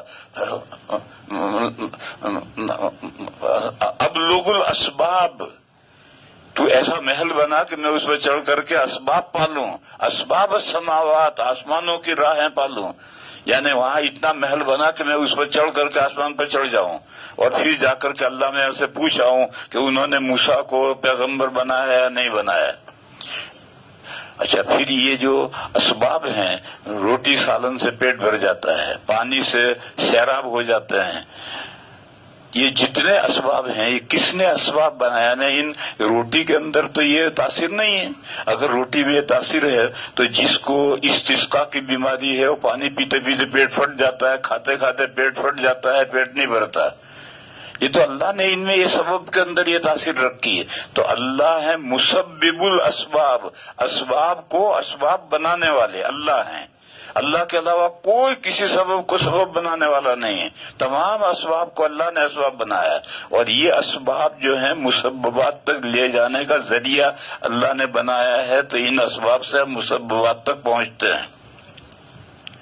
قادر مطلق کے کیا معنی ہیں؟ مطلق کے معنی کامل، قادر مطلق یعنی کامل قادر، ایسا قادر کہ جس سے اوپر کوئی قادر نہیں ہے، آخری سرا ہے قدرت کا، ورنہ قدرت تو نیچے ہوتی کہ ایک قادر ہے، اس سے اوپر والا قادر ہے، اس سے اوپر والا قادر ہے، یہاں تک کہ آخری سرا اللہ ہے، اللہ قادر ہے، اللہ کے اوپر کوئی قدرت نہیں ہے۔ تو قادر لفظ مطلق کے معنی کامل، قادر مطلق یعنی کامل۔ ہمارے اس کے بعد سوال ہے، ہمارے بنگلہ دیش میں عوام الناس سلوک اور تصوف کے تعلق سے افراط و تفریط کے شکار ہیں۔ اس صورتحال میں ہم آپ سے یہ جاننا چاہتے ہیں کہ شریعت میں بیعت کی کیا حقیقت ہے؟ سنو پائے، یہ بڑا تفصیلی موضوع ہے۔ افراط کے معنی ہے زیادتی، آگے بڑھنا، اور تفریط کے معنی پیچھے رہ جانا، کوتاہی کرنا۔ سلوک کے تعلق سے کچھ لوگ تو یہ کہتے ہیں کہ بیعت کا کوئی جواز ہے ہی نہیں۔ ایک فرقہ ہے نجدیوں کا، اور انہی نجدیوں کے فرقے کا مودودی جو ہمارے یہاں ہیں، یہ تصوف کو مانتے ہی نہیں۔ مودودی صاحب نے تو تصوف کو چنیا بیگم لکھا ہے. چنیا بیگم کہتے ہیں افیون کو، کہ یہ پیر صاحب مریدوں کو یہ افیون کھلا دیتے ہیں اور پاگل بنا دیتے ہیں. تو یہ مودودی اور یہ نجدی، اور آج کل سعودیہ میں زیادہ تر سب نجدی ہیں، اور یہ جو غیر مقلدین ہیں یہ بھی سب نجدی ہیں. یہ تصوف کو گھاس ہی نہیں ڈالتے، وہ کہتے کچھ نہیں ہے. اور ایک دوسرا فرقہ ہے جو بدعتیوں کا ہے، جو بریلویوں کا ہے، وہ کہتے ہیں کہ بیعت کے بغیر نجات ناممکن ہے. جس کو آخرت میں نجات چاہیے تو پیر چاہیے. بلکہ ان کے گدھے تو یہ کہتے ہیں کہ بولتے پیر، گونگے پیر سے بولتا پیر اچھا. گونگا پیر یعنی قرآن، اور بولتا پیر یعنی یہ پیر وہ اچھا. یہ دونوں فرقے افراط و تفریط میں ہیں. صحیح بات کیا ہے؟ صحیح بات یہ ہے، سنو، قرآن سے اور حدیث، قرآن سے اور صحیح حدیث سے بیعت کا ثبوت ہے. سورہ ممتحنہ میں آیت ہے، یا ایھا النبی اذا جاءک المؤمنات یبایعنک علی الا یشرکن باللہ. اس میں ذکر ہے کہ اگر عورتیں اگر آپ سے بیعت کرنے آئیں تو آپ ان شرائط پر، ان دفعات پر بیعت کر لیں. تو یہ بیعت کا قرآن میں ذکر آیا. اور جو حکم عورتوں کے لیے ہے وہی حکم مردوں کے لیے ہے. یہ قاعدہ یاد رکھو. نوعی احکام مرد اور عورت کے مشترک ہیں، اور صنفی احکام الگ ہیں. مرد کے داڑھی نکلتی ہے، عورت کے نہیں نکلتی ہے. عورت کو حیض آتا ہے، مرد کو نہیں آتا. اس کے احکام الگ ہیں. لیکن نوعی جو احکام ہیں وہ سب کے دو ہیں. مرد کو بھی نماز پڑھنی ہے، عورت کو بھی نماز پڑھنی ہے، روزہ رکھنا ہے، زکوٰۃ دینا ہے، سب کے احکام مشترک ہیں. تو اب یہ بیعت کا جو حکم ہے یہ صنفی نہیں ہے، یہ نوعی ہے. اور جب عورتوں کے تعلق سے بیعت کا ذکر قرآن میں آیا تو یہ مردوں کے لیے حکم ہے. اور بخاری شریف میں حضرت عبادہ ابن صامت رضی اللہ تعالی عنہ کی حدیث ہے بخاری شریف میں کہ ایک مرتبہ نبی پاک صلی اللہ علیہ وسلم نے ہم سے کہا آؤ بیعت کرو. یہ بیعت سلوک ہے. اور وہی دفعات جو سورہ ممتحنہ میں ہے انہی دفعات پر حضور نے مردوں کو بیعت کیا. تو قرآن سے بھی بیعت کا ثبوت ہے اور حدیث سے اعلیٰ درجے کی پکی بخاری کی حدیث سے بھی بیعت کا ثبوت ہے. مگر اس کے ساتھ سنو میرے بھائیو، بیعت آخرت میں نجات کے لیے ضروری نہیں ہے. اگر آخرت میں نجات کے لیے بیعت ضروری ہوتی تو تمام مرد اور تمام عورتیں حضور سے بیعت ہوتے. حالانکہ تمام صحابہ حضور سے بیعت نہیں تھے، تمام صحابیات حضور سے بیعت نہیں تھے. خاص خاص صحابہ بیعت تھے، خاص خاص صحابیت بیعت تھی. اور جو عورتیں بیعت تھی ان کا جب تاریخ میں تذکرہ آتا ہے تو یہ جملہ آتا ہے کانت من المبایعات. یہ خاتون بیعت کرنے والی خواتین میں سے ہے. اس سے ان کا مقام و مرتبہ بڑھ جاتا تھا. ایسے مردوں میں سے بھی بیعت کرنے والے خاص ہیں. اور یہ جو آج کل سلسلہ ہے کہ پیر صاحب نے مجاز بنایا، اب تو مجاز نہیں مجاز، یعنی حقیقت کا مقابل مجاز، ڈپلیکیٹ، یہ لفظ ہی غلط استعمال کرتے ہیں. مجاز بنایا، یہ جو سلسلہ ہے ہم نے آج تک کسی حدیث میں نہیں پڑھا کہ حضور نے کسی صحابی کو خلیفہ اور مجاز بنایا ہو. بیعت تو صحابہ تھے، اور جن باتوں پر بیعت تھی صحابہ مضبوطی سے اس پر عمل کرتے تھے.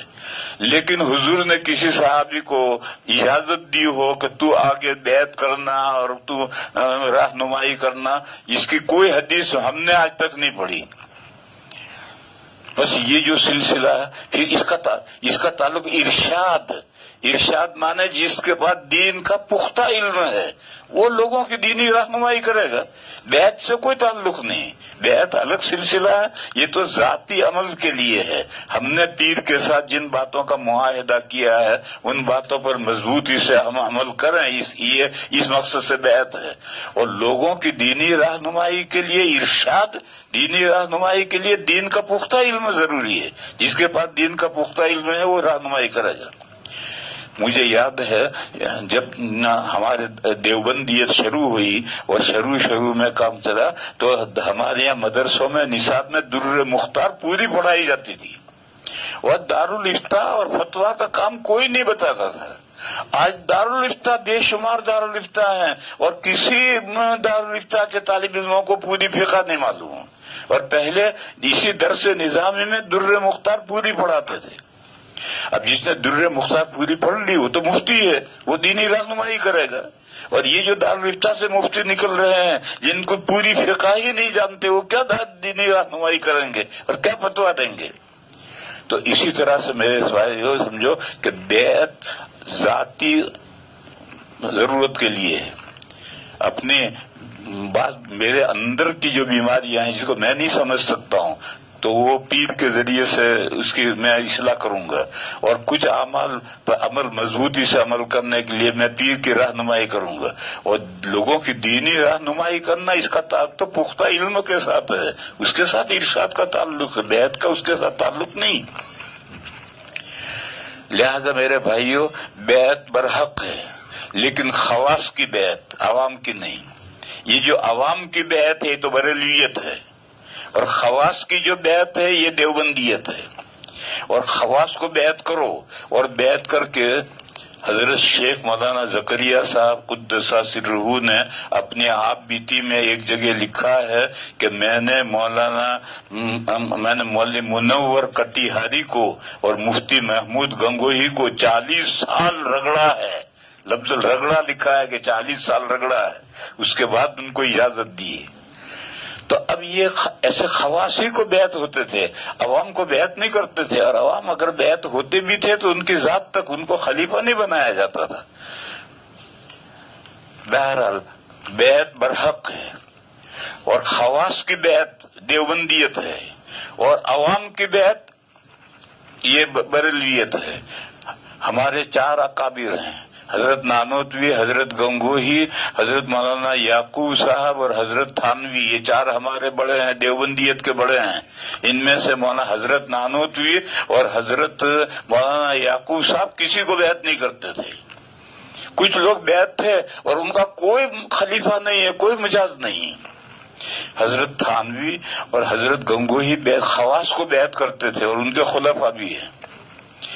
پھر ہمارے حضرت نانوتوی قدس سرہ کے شاگرد ہیں حضرت مولانا عبدالعلی میرٹھی، ان سے دہلی میں مدرسہ عبدالرب میں پڑھا ہے حضرت مولانا محمد نذیر صاحب پالنپوری نے۔ حضرت مولانا محمد نذیر صاحب کے مدرسے میں 4 سال پڑھا ہوں، پھر اس کے بعد میں مظاہر میں گیا ہوں۔ حضرت مولانا محمد نذیر صاحب بھی کسی کو بیعت نہیں کرتے تھے، کسی کا ہدیہ بھی قبول نہیں کرتے تھے۔ تو کسی نے حضرت سے پوچھا کہ حضرت قرآن و حدیث سے بیعت تو ثابت ہے، آپ کسی سے بیعت کیوں نہیں ہیں اور آپ کسی کو بیعت کیوں نہیں کرتے؟ تو حضرت نے جواب دیا کہ میں مومنوں کو جاہل پیروں کی بیعت میں سے نکال کر لایا ہوں، میں مومنوں کو جاہل پیروں کی بیعت میں سے نکال کے لایا ہوں۔ اگر میں بیعت کرنے لگوں گا تو لوگ کیا کہیں گے؟ تو بیعت نہیں کرتے تھے۔ اور یہ بیعت ہوتی کیا ہے؟ ہدیہ لینے کے لیے۔ حضرت ہدیہ بھی نہیں لیتا تھے کسی کا۔ بعض بڈھے تھے وہ سردی میں میتھی باندھ کر لے جاتے تھے تو قبول کر لیتے تھے، استعمال کرتے تھے، باقی اس کے علاوہ کوئی ہدیہ قبول نہیں کرتے تھے۔ بہرحال یہ سب بیعتیں ہدیہ قبول کرنے کے لیے ہیں اور اسی مقصد کے لیے ہیں۔ اور حضرت نانوتوی اور مولانا یعقوب صاحب یہ دونوں بیعت بالکل نہیں کرتے تھے، بس یہ خواص کی بیعت برحق ہے، اور جس کو بھی بیعت کرو اس سے ہدیہ نہیں لینا۔ حضرت تھانوی رحمت اللہ علیہ کے یہاں ہدیہ اگر کسی کو دینا ہے تو پہلے درخواست دینی پڑتی تھی اور اجازت لینی پڑتی تھی، جتنی اجازت دے اتنا ہی ہدیہ لا سکتے ہو، بغیر اجازت کے ہدیہ کوئی لاتا تھا تو حضرت رد کر دیتے تھے، کیونکہ ایک طرح ہم خواص کو بیعت کر رہے ہیں۔ اب وہ جو خاص آدمی ہے جب بھی آتا ہے پیر کے صاحب تو 1000-2000 روپے کا ہدیہ لے کر آتا ہے، تو پھر تو چند مرتبہ ہدیہ قبول کرنے کے بعد پھر خلیفہ بنانا ہی پڑے گا، نہیں بنائیں گے کہاں جائیں گے، جت مار کے بنانا پڑے گا۔ اس لیے میں نے یہ کہا کہ جو افراد و تفریط ہے، بنگلہ دیش میں بہت افراد و تفریط ہے. پیر ہمیں سارے کے سارے پیر ہیں، ان کے یہاں رجسٹر ہیں، رجسٹروں میں مریدوں کے نام ہیں، اور سال میں ایک جلسہ ہوتا ہے اور سارے مرید ہدیے لے کر آتے ہیں. یہ سب بریلویت ہے، یہ دیوبندیت نہیں ہے. اور یہ جو ہمارے یہاں ہندوستان میں رمضان میں اجتماعی اعتکاف شروع ہوئے ہیں، اور اس میں ایک بھیڑ اکٹھا ہو جاتی ہے کھانا کھانے کے لیے، بہترین کھانا کھانے کے لیے اکٹھا ہو جاتی ہے. ان میں سے بھی زیادہ تر خانقاہوں میں یہی بریلیت آ گئی ہے، سب میں نہیں. ہمارے بعض اکابر کے یہاں تو ابھی بہت سختی کے ساتھ پابندی کے ساتھ ہوتا ہے، لیکن اکثر اب بعض یہاں تو بس ایک محض رسم ہو گئی ہے. یہ سب بیعت ہیں اور یہ سب اعتکاف. بھئی اعتکاف ہے، سال بھر رہتا ہے، رکھو.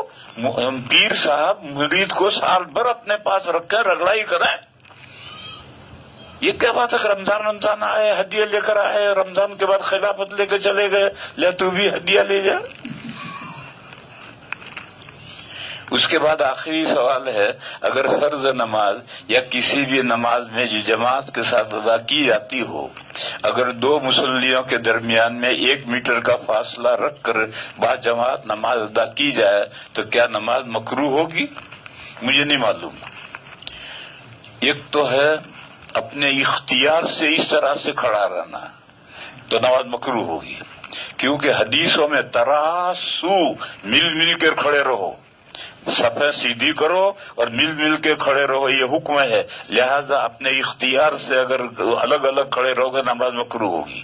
لیکن گورنمنٹ کے قانون کی وجہ سے، کسی مجبوری کی وجہ سے اگر اس طرح ہے تو پھر کراچی میں ایک بڑے عالم ہیں مولانا عبدالرؤف صاحب افغانی، کراچی کی سب سے بڑی مسجد طوبہ، اس کے وہ امام ہیں. جب مفتی تقی صاحب مد ذلہ نے تقریر کی اور یہ کہا کہ اس طریقے پر گورنمنٹ نے نمازیں پڑھنے کی اجازت دی ہے، تو مولانا عبدالرؤف صاحب نے مجھے فون کیا کہ میں کیا کروں، میں امام ہوں. تو میں نے کہا کہ آپ اس میں دخل ہی نہ دیں، آپ مصلی پر پہنچ کر نماز پڑھا دیں. مصلیوں کو جس طرح کھڑا ہونا ہو وہ کھڑے ہوں، اور مصلیوں کو حکومت کے قانون کی پابندی کرنی چاہیے، اور اس کی ذمہ داری ان پر ہے. آپ کا کام مصلیوں کو آپ نہ الگ کھڑے ہونے کو کہیں نہ مل کر کھڑے ہونے کو کہیں، آپ تو نماز پڑھا کر چلے آئے ہیں. لہذا مکروہ ہوگی. اس کورونا کے یہ جو بیماری ہے، اس بیماری کی وجہ سے اس طرح سے کھڑے ہونے سے نماز مکروہ ہوگی یا نہیں ہوگی تو اس کا میں جواب نہیں دے رہا. میں جواب دے رہا ہوں کہ اگر اختیاری معاملہ ہے اور اس طرح سے الگ الگ کھڑے ہو گئے تو نماز نہیں ہوگی، نماز مکروہ ہوگی. اور اگر ایسا الگ الگ کھڑے رہتا ہے تو مسجد کے اندر کتنا بھی فصل ہو اقتدا کے لیے مانے نہیں، نماز ہو جائے گی. تو میں نے مولانا عبدالرؤف صاحب کو یہ بتلایا کہ آپ مسئلہ یہ جان لے کہ آپ کی مسجد میں لوگ کیسے کھڑے ہیں، جیسے بھی کھڑے ہیں، مسجد میں فاصلے سے کھڑے ہیں تب بھی ان کی نماز ہو جائے گی. غیر مسجد میں اگر کوئی فاصلے سے کھڑا ہے تو وہاں پھر مسئلے ہیں کہ کتنے فاصلے سے نماز ہوگی، کتنے فاصلے سے نہیں ہوگی. لیکن مسجد میں فصل مانے نہیں ہے، لہذا مسجد میں اگر لوگ اس طرح سے فصل کے ساتھ کھڑے ہوتے ہیں تو وہ جانے نماز مکروہ ہوگی یا نہیں ہوگی. یہ مودی صاحب سے پوچھو کہ نماز مکروہ ہوگی یا نہیں ہوگی، مجھ سے مت پوچھو.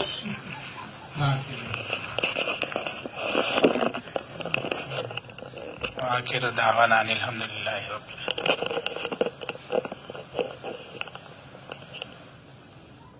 العالمین.